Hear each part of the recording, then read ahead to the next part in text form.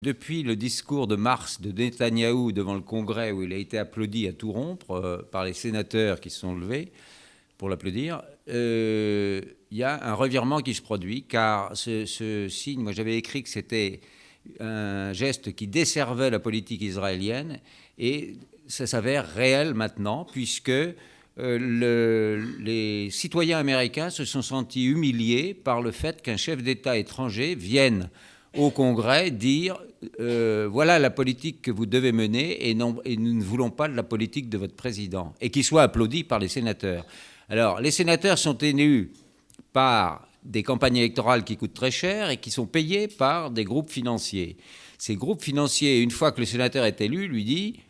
bon, bah maintenant, et notamment l'AIPAC, qui est très riche, tout le monde le connaît, l'American Israeli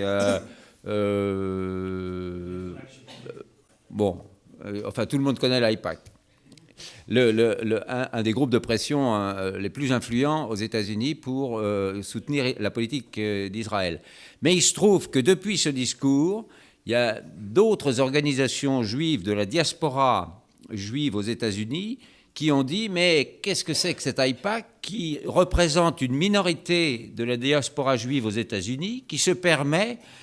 de soutenir une politique que nous ne partageons pas. Nous sommes la Ligue des Juifs américains ou l'autre Ligue de je ne sais pas quoi, mais des organisations juives américaines. Nous représentons 3 fois plus de Juifs américains que l'AIPAC, et nous ne sommes pas d'accord avec cette politique. Et donc, il y a un mouvement, je répète, la date, j'ai oublié, c'est le 17 mars, je crois, que Netanyahou a prononcé ce discours. Depuis ce discours, il y a un mouvement de révolte, y compris chez les juifs américains, pour dire on n'est pas d'accord avec cette politique. Et les sénateurs qui sont d'accord, élus avec l'argent de l'AIPAC, mais qui sont élus par des citoyens américains, ils sont en train aussi de changer de position et de dire si on veut être élu, on doit peut-être un peu satisfaire notre électorat.